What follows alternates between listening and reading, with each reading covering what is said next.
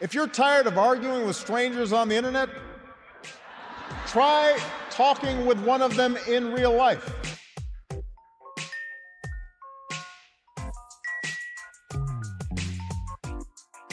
Welcome to Back in America, the podcast.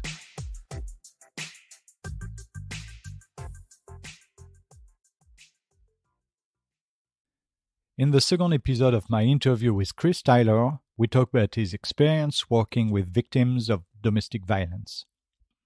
Chris is now a student in social studies and works with abusers. This conversation brings us on the topic of masculinity. So today you work you are a student, graduate student, yes. And you work, 2 days a week at the settlement house, Lutheran settlement house? Mm-hmm. Yeah. I work 18 hours a week, I think is the hourly requirement. Yeah. So the Lutheran settlement house mostly deals with survivor of domestic abuse. Yes. And as we prepared this interview, you were telling me that what you would really be excited of doing would be working with other men. Yes. What is it that draws you to masculinity and to working with men? Oh boy, here we go. If you're listening to this, Corin, this is for you. A friend of mine, we talk about this a lot.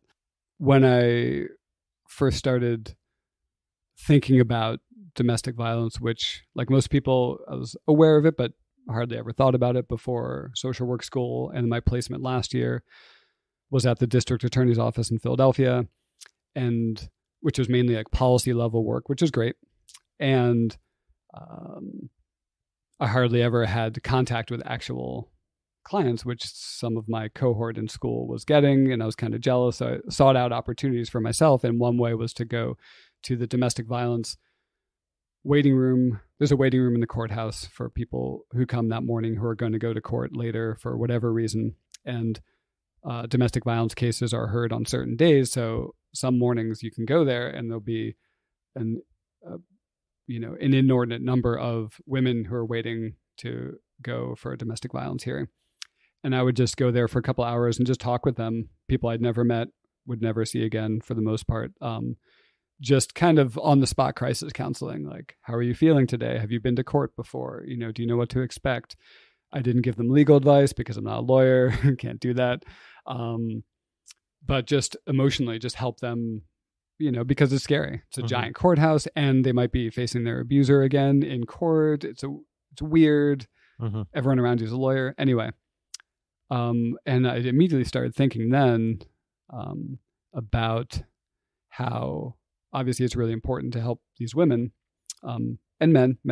There are men who are victims of domestic violence as well. To help the survivors is very important. And it just became very clear to me that the abuser, without getting insight into what's leading him, for the most part, to abuse other people, without that insight, he's going to go out and recreate that again. Mm-hmm. He's going to find another relationship where someone will tolerate that behavior. I don't know if anyone studied the rate of people spontaneously waking up one day and being like, oh my God, I've been an abuser for years and I'm never going to do it again. And they actually stop. It's probably happened to someone in human history, but I'm going to guess it's very rare. For the most part, you need some kind of intervention, and locking people up for that achieves some ends, I'm sure, and that way the incarceration does, but you're also part of this massive system of incarceration, which you know about and lots of people know about, and is very fraught and problematic and not rehabilitative for the most part. So, like, what are we doing about that? And then fast forward to, I'm working at Lutheran Settlement House and discovered that there's another organization in Philadelphia called Menergy, and their whole work is working with men who have been abusers, who are mandated to attend this group to some degree. Some, different degrees of being mandated, sometimes by their partner who says, if you don't go, it's over, or a court or something like that. And so they do a 10-week series in group. If they're fit, they get screened for a couple of weeks beforehand to make sure that they accept what they've done and want to make this change and seem to be a good fit. So I've gotten the incredible privilege to sit in on a couple of these groups and see their facilitators, work with these groups and see these men engaged in various stages of their 10 weeks of work. And it's amazing. And do you believe that we can turn an abuser into a gentle person? I saw some guys in these groups who are coming out the other end of their 10 weeks and who are clearly much more aware and contrite. They're very sorry. And they have this kind of, the guys at the meeting I saw, there was one guy in his last week and a couple of guys who were, maybe week 7, 8, or 9, close to the end of their time. And just the way that they can articulate their own journey is amazing. And so I think so. I tend to think of it as developing secure attachment as an adult for some kind of wound. People, my boss at the DA's office used to say, hurt people hurt people. Right. Great phrase. And if we don't think we can heal that hurt, then no, the initial wound. But if we can, and I think we can, then I think there's hope for everyone. And so abusers, mainly guys who are seeking help to stop that behavior and are willing to have the courage to see that the behavior has roots, that it goes back in time. I think as long as you have that courage to go to the difficult places, then yes. And I think what Menergy is doing and what I've heard, other groups are doing around the country and around the world are helping people to understand that these wounds are there, that they're deep, that they're real, and that they're often, I think from everything I've studied and seen, that they're passed on. Intergenerational trauma, I think, is very real. If you come from a family that had a lot of trauma when you were growing up, and part of that trauma was either witnessing abuse yourself and it was normalized, it was somehow portrayed as okay, that it was accepted, that it was covered up and no one talked about, which is another way of normalizing it and making it okay. If you saw that, or if you just had your own wounding and no one was there for you, and you grow up and you become angry naturally, you feel let down maybe by your parents, by the world, by society. There's just so much frustration there. And those feelings are all real, and they're tied to experiences that are real for you. And for me to judge from the outside and say, oh, sure, you had a tough childhood, but that doesn't make it okay. That's both true and dismissive of someone else's experience. And instead, I want to meet that person in that experience and say, okay, tell me more. Like, yes, it's not okay to be abusive to your partner. And the rage that maybe you have that's coupled with insecurity, that's coupled with thinking that this is an okay strategy. It's very childlike in a sense. You're imagining that this strategy is going to somehow work. Mm-hmm. When a 3-year-old has a fit and a tantrum, it's, in some ways like borderline, almost like pre-conscious because they're so young, but it is like a strategy. They're like, okay, I'm going to freak out, and I'll get what I want. Kind of works, but it also is an untenable situation because your parent has to, help you get calm and relate to you in order to understand like what's really going on, like what do you really want, like what's the frustration, to unpack that situation and really meet you. You have to first like help the child like calm down. And there's some psychologists who think of adults as just like grown children in terms of our needs, and I like that. It's durable in a lot of ways, that viewpoint. And I think for this like insecure attachment. I think it's very true. So guys who are abusers, if you can get to that wound and meet them in that wounded place and then hold a safe space long enough and in the right ways so that they can bring their adult mind now, which has the ability to self-soothe, the ability to see the story in a big picture, and the ability to monitor and regulate their behavior, which are adult functions.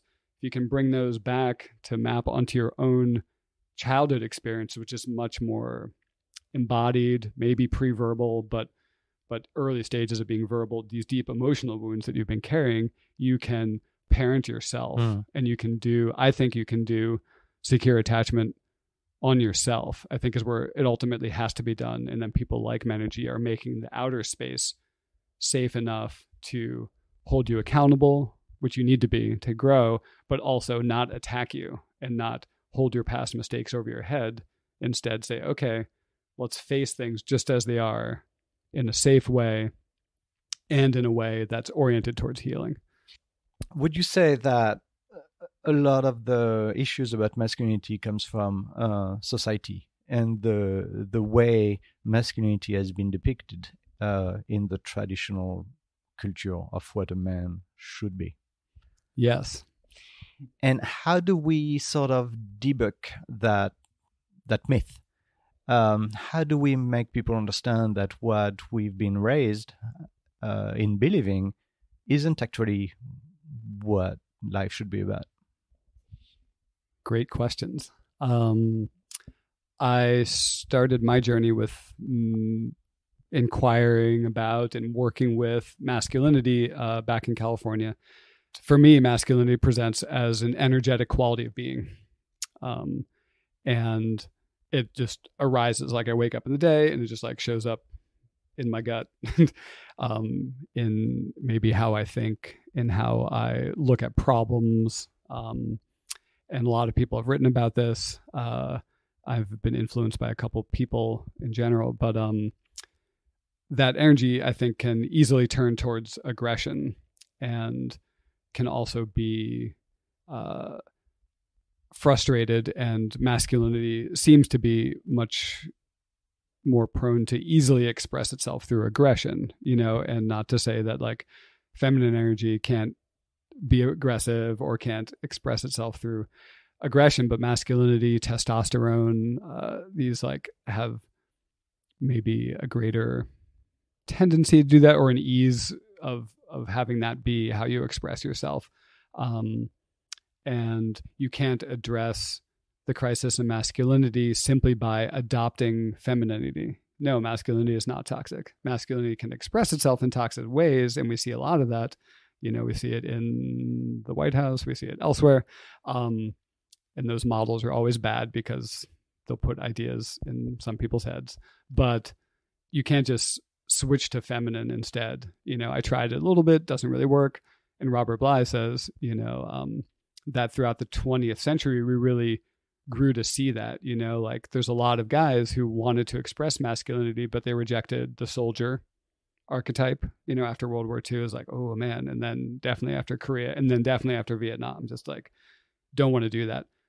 A lot of us reject kind of the corporate, the cog in the big machine, where you make money and you have a house in the suburbs or whatever, or in the city or wherever you are, but you don't really like your work, but you just do it for 40 years. And then you retire one day and you play golf, and you just had some job at a desk in some big office building, and all it was about bringing in money and keeping the boss happy. Like, you don't want to do that. You don't, in the 70s, there was some effort to embrace femininity again as like a cure, like, oh, we need to embrace just a whole other way of being, just let go of masculinity. Doesn't really work.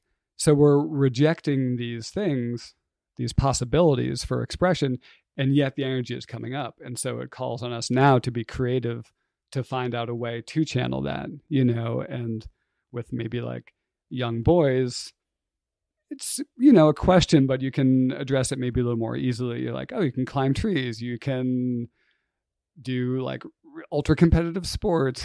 You can find these ways to express yourself as a child. And then as men, how do we do that is a really big question.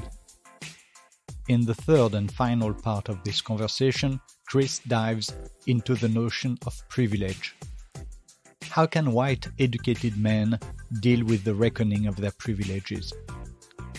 Chris also discusses the difficult topic of reparation to the African American. As often in this podcast, I ask Chris where he thinks this country will be in 5 years from today.